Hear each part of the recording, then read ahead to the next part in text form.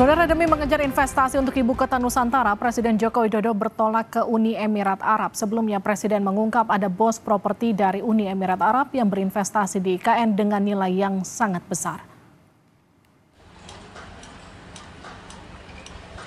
Pemerintah terus mengupayakan investasi asing untuk pembangunan ibu kota Nusantara. Hari ini, demi menjajaki potensi investasi di IKN, Presiden Joko Widodo bertolak ke Abu Dhabi, Uni Emirat Arab. Menurut Presiden, salah satu yang akan dibahas dengan pemerintah Uni Emirat Arab adalah soal investasi IKN. Jokowi juga mengklaim akan ada nota kesepahaman antar kedua negara. Siang hari ini saya dengan delegasi terbatas akan melakukan kunjungan kenegaraan ke Abu Dhabi, Persatuan Emirat Arab. Dalam 10 tahun terakhir, hubungan Indonesia dan Persatuan Emirat Arab meningkat dengan sangat pesat, terutama di bidang ekonomi dan investasi. Ya, beberapa nanti akan ada tanda tangan MOU B2B yang disaksikan oleh kedua pemerintah Uni Emirat Arab dan Indonesia. Pemerintah tampak mengerahkan segala upaya untuk mewujudkan ibu kota Nusantara. Bahkan demi menggoda investor, pemerintah menawarkan hak guna usaha atau HGU di IKN hingga 190 tahun atau hampir 2 abad. Ketentuan HGU hampir 2 abad itu tertuang dalam Peraturan Presiden Nomor 75 Tahun 2024 tentang percepatan pembangunan ibu kota Nusantara. Sesuai dengan undang-undang IKN yang ada, kita ingin memang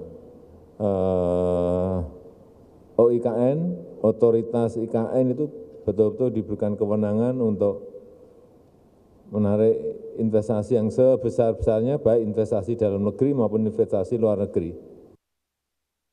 Dalam pasal 9 ayat 1 disebutkan otorita IKN memberikan jaminan kepastian jangka waktu hak atas tanah melalui satu siklus pertama dan dapat dilakukan pemberian kembali satu siklus kedua kepada pelaku usaha yang akan dimuat dalam perjanjian.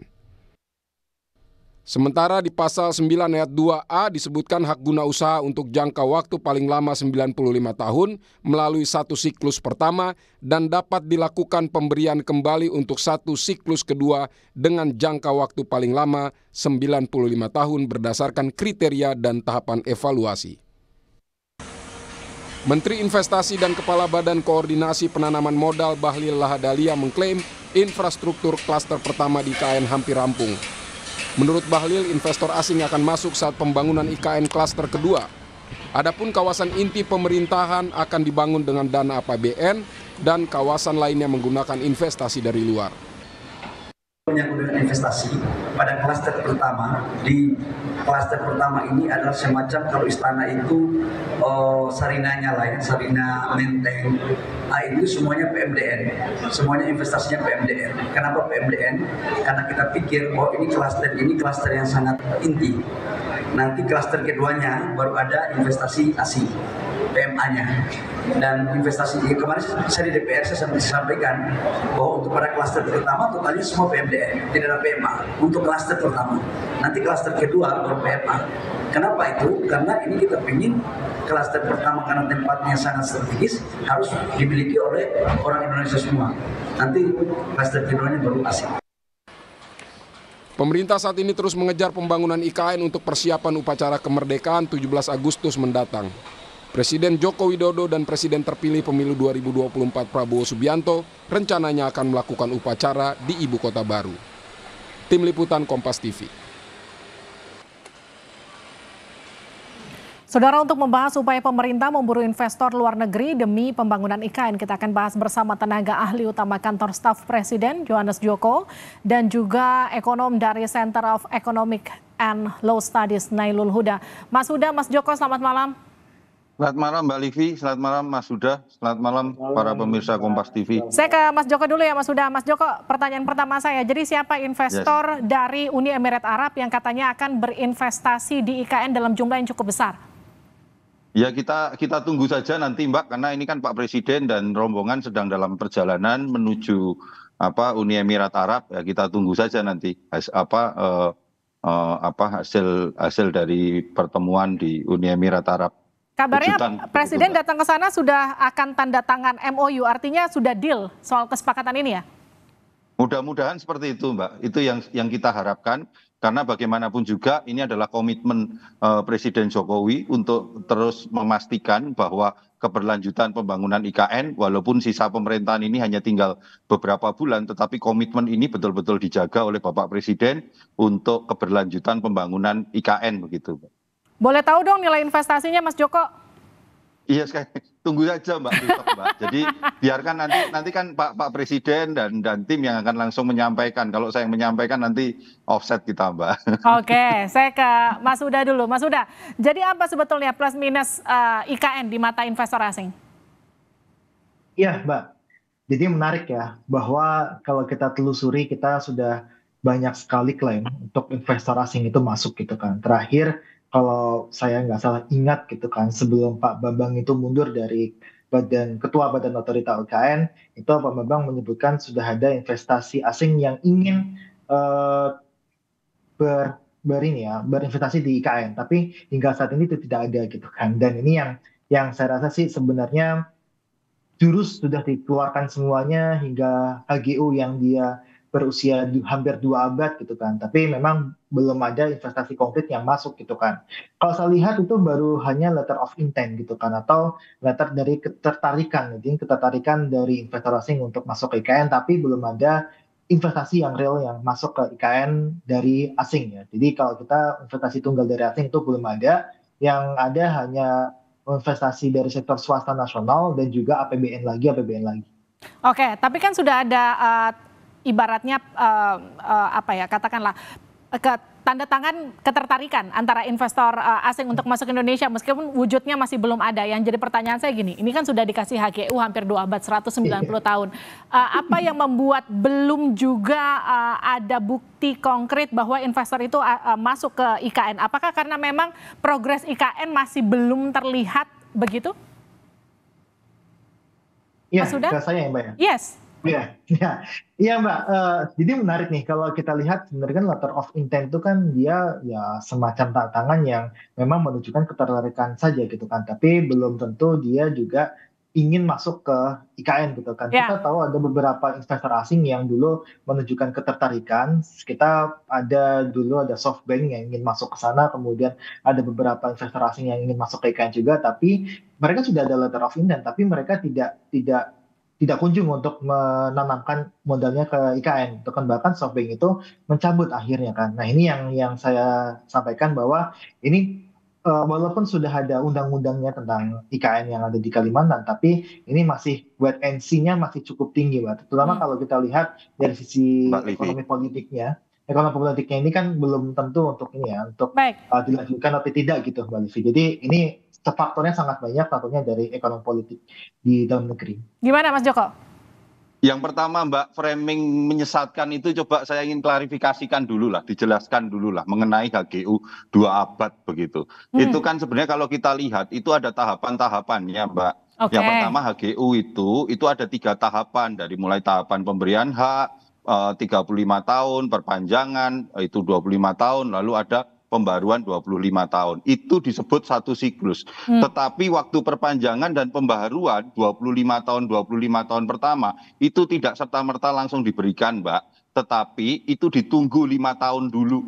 Bahwa kalau memang ada komitmen, kepastian dan efektivitas dari izin itu diberikan, maka baru menjadi disebut satu siklus. Nah, satu siklus itu untuk nanti memberikan kepastian kalau sudah berjalan sesuai dengan aturan dan segala macam, itu dimungkinkan untuk diperpanjang menjadi 2 siklus 180 tahun. Jadi sekali lagi ini kan framingnya kalau tadi dibicarakan kesannya HGU itu diberikan itu seolah-olah 180 tahun gelondongan langsung gitu kan. Padahal tidak seperti itu. Ada tahapan-tahapannya, kemudian ada syarat-syaratnya yang rigid yang itu memang dijaga. Itu yang pertama. Yang kedua Mbak, terkait masalah investor, ya tentu investor sampai hari ini memang belum bergerak. Karena apa? Karena seperti yang disampaikan juga oleh Pak Bahlil bahwa saat ini fokus pembangunan itu adalah di klaster pertama. Ya. Klaster pertama itu di kawasan inti pusat pemerintahan, di mana memang anggarannya sebagian menggunakan APBN dan juga masuknya investor pemodal dalam negeri. Jangan salah Mbak, sudah dilakukan kurang lebih 3 kali groundbreaking, nilainya juga tidak kecil, hampir sekitar 45 triliun. Artinya yang harus kita lihat, pembangunan ibu kota Nusantara ini bukan sesuatu yang bim salah bim dalam kurun waktu pendek harus jadi, tidak, tapi ini butuh waktu. Dan dalam waktu dan timeline itulah sekarang ini terus dikawal oleh pemerintahan Presiden Jokowi. Nah itu yang kemudian jadi pertanyaan saya, timelinenya itu kan beberapa kali mundur terus ya Mas Joko, seperti misalnya Pak Jokowi akan berkantor di bulan Juli, tapi Pak Jokowi sendiri katakan ini masih 15% secara keseluruhan ya, ini pernyataan Pak Jokowi baru saja. Gini, 15% itu kalau dilihat ibu kota Nusantara secara utuh seluruhnya, begitu, secara Mbak. keseluruhan. Yang keseluruhan, tetapi dalam tahapan kenapa Pak Presiden itu tanggal yang harusnya Juli ini berkantor di sana, tetapi itu tidak bisa dilakukan karena ada beberapa pembangunan teknis kecil, detail-detail kecil yang itu tidak bisa dilakukan karena kendala cuaca. Seperti yang disampaikan oleh Pak Menteri PUPR, Pak Basuki, bahwa dari misalnya 30 hari itu hampir hanya 8 hari saja yang terang, yang tidak ada hujan. Kita tahu sendiri musuh dari pembangunan konstruksi itu kan hujan, begitu Mbak. Ini hal-hal yang kecil, tetapi detailnya bahwa hampir kurang lebih sekitar 90% sarana tahap pertama untuk pembangunan kawasan inti pusat pemerintahan itu mudah-mudahan itu di Agustus itu sudah bisa terpenuhi semua, begitu Mbak. Sehingga artinya sebelum 17 Agustus Pak Jokowi akan berkantor di IKN? Kurang lebih seperti itu, karena tanggal 17 Agustus itu akan diadakan upacara kemerdekaan kita untuk pertama kalinya di ibu kota Nusantara. Oke, saya kembali ke Mas Huda. Mas Huda, jadi coba jelaskan ke saya atau ke kami semua kenapa kemudian IKN masih belum terlihat menarik, khususnya buat investor asing sampai meyakinkan mereka untuk menanamkan modalnya di Indonesia. Ya, yang pertama seperti ini Mbak.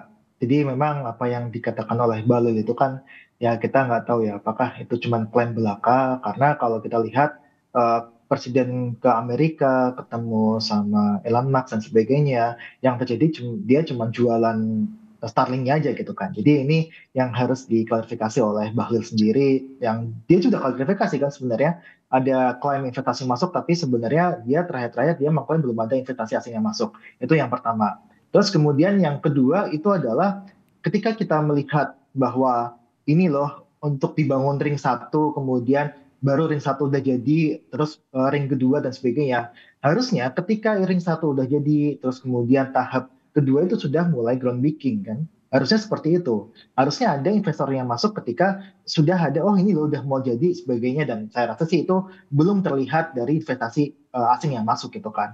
Nah, kenapa saya bisa bilang dulu ya, saya pernah bilang bahwa ini proyek yang sangat ambisius dan berpotensi mangkrak gitu kan.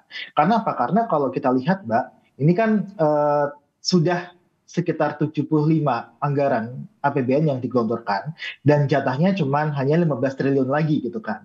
Nah, tapi hingga saat ini belum ada investasi yang masuk. Harusnya itu ketika 50 triliun itu sudah dianggarkan, itu harusnya ada investasi yang masuk ke IKN gitu kan. Nah ini karena ada politik yang juga belum pasti, kita terakhir kalau bisa kita sampaikan bahwa Pak Prabowo juga ragu gitu kan, dan beberapa yang memang menunjukkan bahwa ke depan IKN ini bisa jadi ini juga menjadi kota-kota yang mati gitu kan, kayak semacam kayak Myanmar ketika ibu kotanya itu dibangun, pemerintahannya emang di sana, tapi emang ekonominya tidak ikut serta-merta dari Jakarta pindah ke IKN gitu kan. Nah ini yang ditakutkan sebenarnya. Jadi kita takutkan hanya ada bangunan aja yang pindah, tapi ekonominya nggak ikut pindah ataupun berkembang di kawasan IKN itu sendiri. Nah kan gini, ada beberapa persepsi mungkin saja terkesan kita yang nggak sabar untuk melihat investor masuk ke Indonesia karena memang progresnya IKN juga masih terus berjalan begitu ya. Tapi katakanlah gini, kalau kita membandingkan dengan negara-negara tetangga, ada Vietnam, ada Malaysia yang juga ibu kotanya pindah begitu ya. Itu gimana Mas Huda kalau dibandingkan dengan progresnya IKN sekarang? Iya, Jangan salah Mbak, bukan IKN ya, ibu kota di Malaysia yang dia pindah dari KL ke Putrajaya itu kan tidak memerlukan waktu tempuh yang lama gitu kan. Dia masih bisa dijangkau, kemudian juga pembangunannya bukan dari nol juga gitu kan. Nah, kita kan dari IKN ini kan dari hutan gitu kan. Dari hutan yang dibabat, kemudian juga ada tanah adat yang di eh, ya di istilahnya dipaksa untuk dirubah jadi IKN dan sebagainya. Saya rasa itu juga miris juga gitu kan, Mbak. Nah, makanya ini kalau saya boleh bilang gitu kan, ini bakalan jadi bangunan-bangunan pemerintahan. Tapi kalau untuk dia ekonominya pindah ke IKN, itu saya masih meragukan gitu kan. Bahkan kita bisa bilang bahwa nggak seperti yang berhasil untuk pindah IKN atau pindah ke IKN, tapi saya rasa hanya pindah pemerintahannya, tapi ekonominya akan tertinggal tetap di Jawa gitu kan. Nah ini yang sebenarnya kita takutkan Mbak, karena kita lihat kalau misalkan investor itu kan sebenarnya kan mencari keuntungan gitu kan. Ketika investor asing ini dia tidak ingin masuk ke IKN dengan cepat gitu kan, harusnya kan rebutan kan. IKN ini bagus, terus kan rebutan. Investor asing yang akan masuk cara besar-besaran gitu kan. Tapi pada saat ini itu tidak ada investor asing yang masuk gitu kan. Artinya memang ini secara kalkulasi ekonomi tidak menguntungkan bagi mereka gitu kan. Nah makanya ini sering kali saya sampaikan harus hati-hati untuk menyelesaikan di IKN ini Mbak. Nah itu pertanyaan buat Mas Joko. Jadi gimana Mas Joko? Apakah betul IKN itu berpotensi untuk tidak menguntungkan atau kita memang nggak sabaran?